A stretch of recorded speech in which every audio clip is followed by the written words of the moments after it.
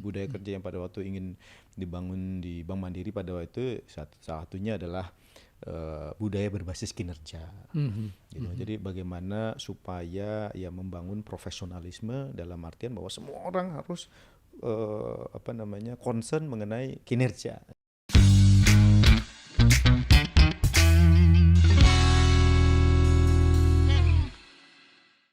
Nah, kemudian New York kan menjadi luar biasa. Bapak itu masih single atau sudah berkeluarga waktu itu? Pada waktu itu masih single. Wah, itu.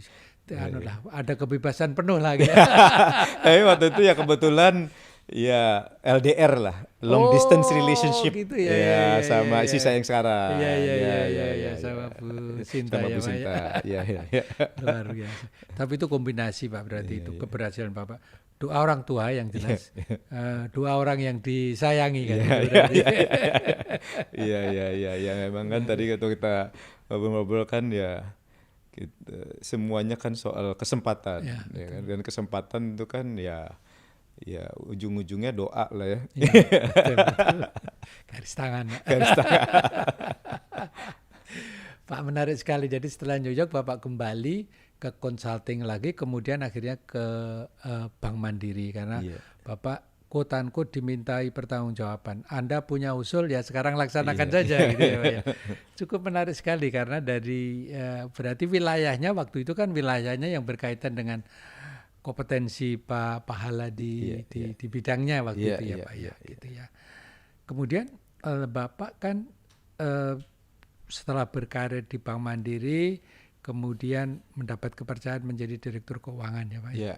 Kemudian setelah itu direktur treasury dan market. Iya. Berarti beberapa tempat ya Pak ya itu saya kira Bank Mandiri itu harus kita akui kan ibaratnya kalau zaman dulu Pak di perbankan itu seperti Citibank. Citibank itu kan tempat training kawah candra di muka dari para bankers kan Pak ya. Dan Bapak di Bank Mandiri sebetulnya tidak ditrendi, tapi Bapak membangun sebuah budaya sehingga Bank Mandiri bisa menjadi seperti sekarang. Iya. Itu semuanya ya bagian dari tim effort lah Pak ya. Ya kan nggak bisa sendirian lah ya tentunya ya. Kebetulan sebagai direktur keuangan pada waktu itu ya bertanggung jawab juga terhadap bagaimana membuat KPI, Key Performance Indicator atau IKU gitu kan. Dan memang pada waktu itu jelas sekali dari pimpinan bahwa ya harus berupaya untuk bisa melakukan perubahan budaya.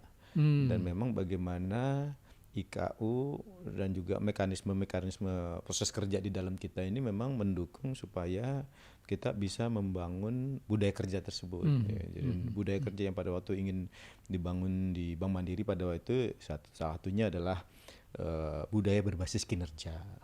Gitu. Jadi bagaimana supaya ya membangun profesionalisme dalam artian bahwa semua orang harus concern mengenai kinerja. Dan kinerja ini kan ya istilahnya bukan cuma soal profit ya, atau bukan soal bagaimana buat duit aja gitu kan, tapi ya juga harus ada balance-nya lah.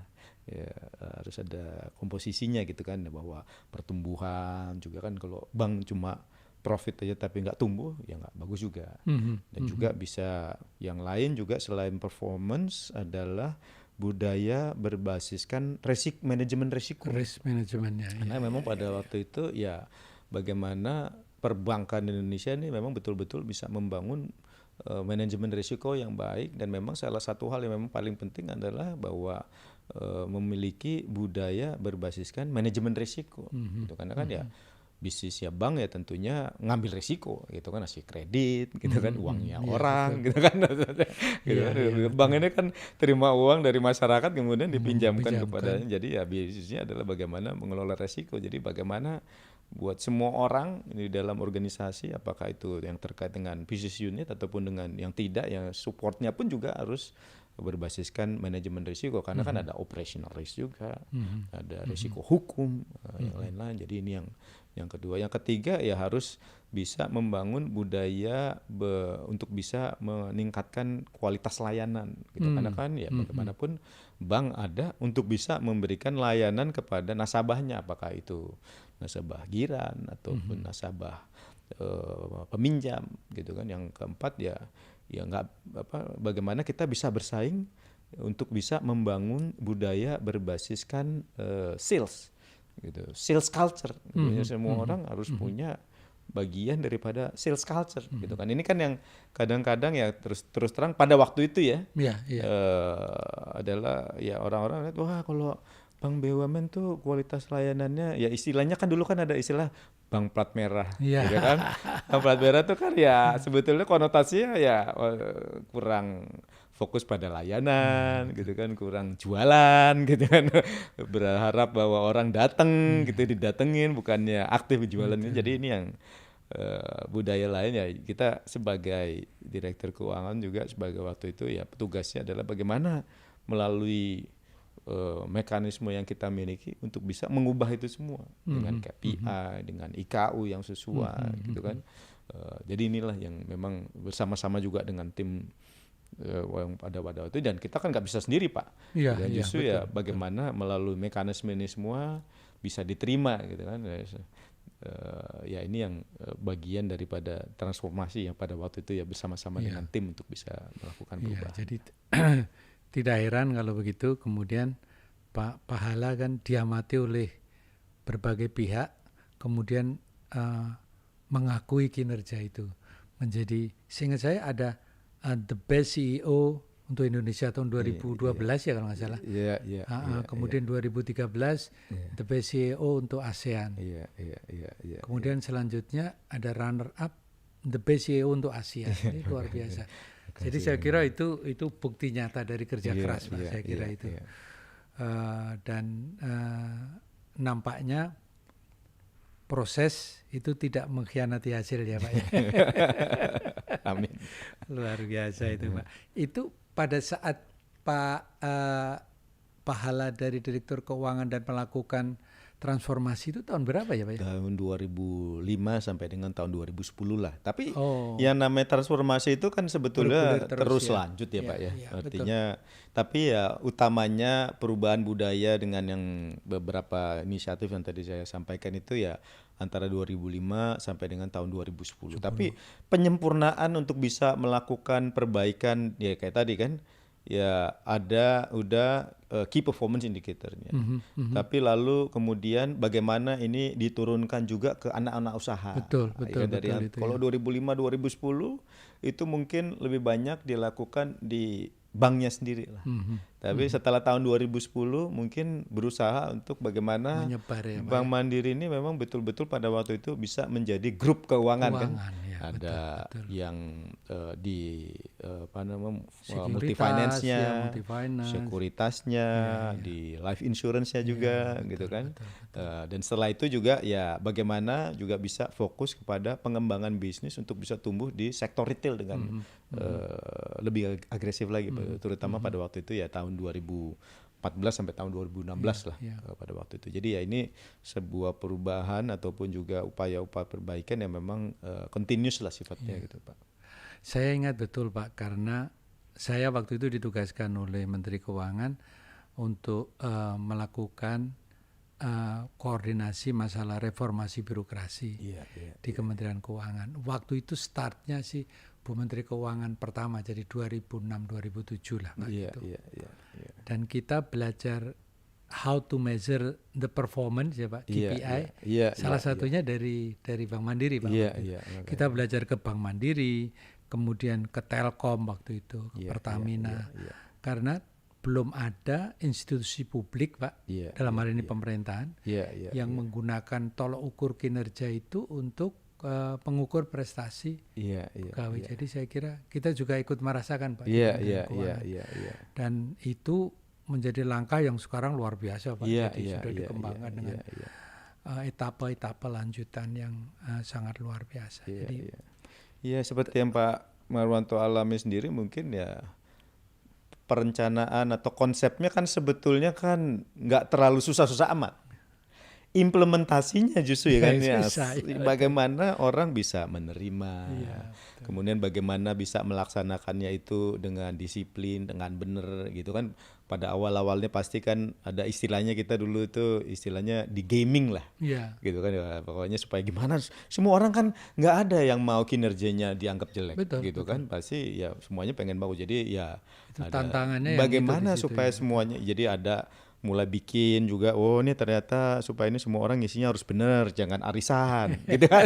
Ada yang kayak gitu kan ya, Iya, implementasinya lah yang iya, kadang-kadang iya. lebih sulit dibandingin dengan membuat konsep Membuat awal konsepnya, ya, iya, iya. konsep awal bisa diterima, oh itu udah Mudah, satu ini, mudah. tapi bagaimana melakukan refinement, perbaikan supaya eksekusinya benar gitu kan, dan ininya makin dalam makin ini, semuanya melakukan hal yang sama gitu kan. Nah ini yang mungkin execution ini yang juga dan implementasi yang saya juga banyak belajar Pak, Iya, dari senior-senior kita. iya, iya, luar biasa. Karena kan Bank Mandiri itu adalah bank yang terdiri dari gabungan beberapa bank Iya, waktu itu iya, yang dengan iya. karakter yang berbeda-beda kan Iya, Pak ya. iya, Jadi iya, luar iya. biasa itu Iya, Pak. iya.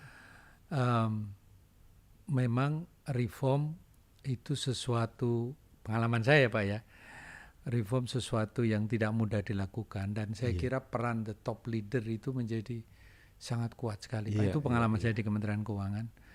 Memang reform dilakukan oleh beberapa menteri kan Pak. Iya, Tapi pada saat Menteri Keuangannya Bu Sri Mulyani, beliau itu betul-betul menaruh dirinya dalam ruang itu gitu loh iya, Pak. iya, iya. Jadi beliau selalu ada di situ, dan fungsi top leader itu bisa memperkuat timnya untuk walaupun Iya, iya, dibenci, dimarahin, Iya, iya, bahkan disia-siakan oleh kelompok, itu bisa Iya, menjadi iya, survive iya, gitu. iya, iya, iya, iya.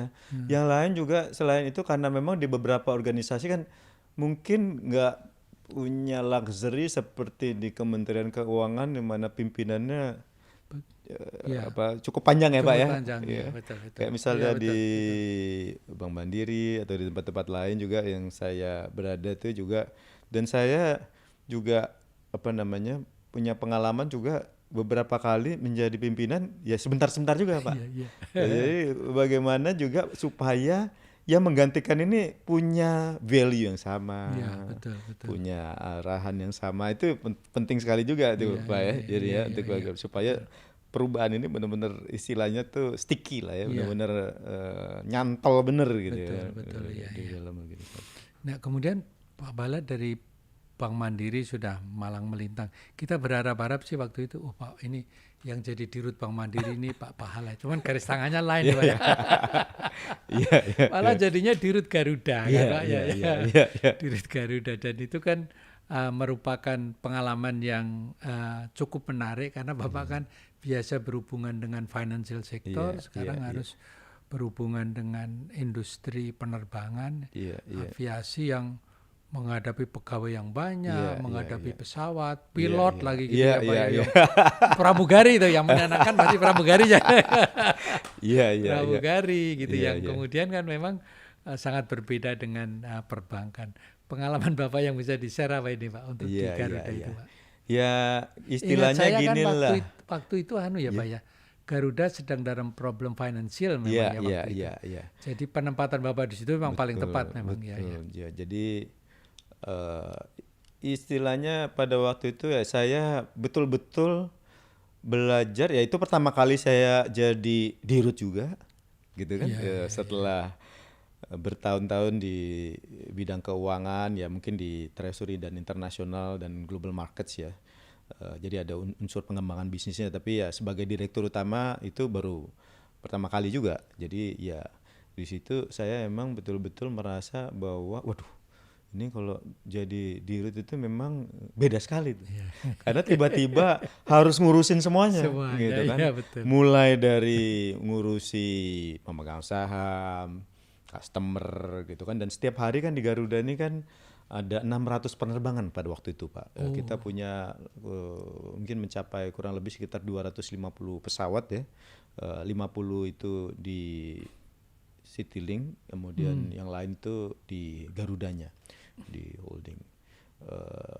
Jadi ya belajar juga mengenai harus menangani semua hal gitu kan, dan karena 600 penerbangan setiap hari, meskipun Garuda pada waktu itu salah satu penerbangan dengan on time arrival yang paling bagus. Iya, iya. 92-93% lah rata-rata pada waktu itu ya.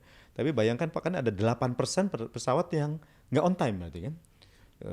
Ya kalau 600 penerbangan ya berarti kurang lebih 50 pesawat lah. 50 penerbangan lah yang mengalami delay gitu kan.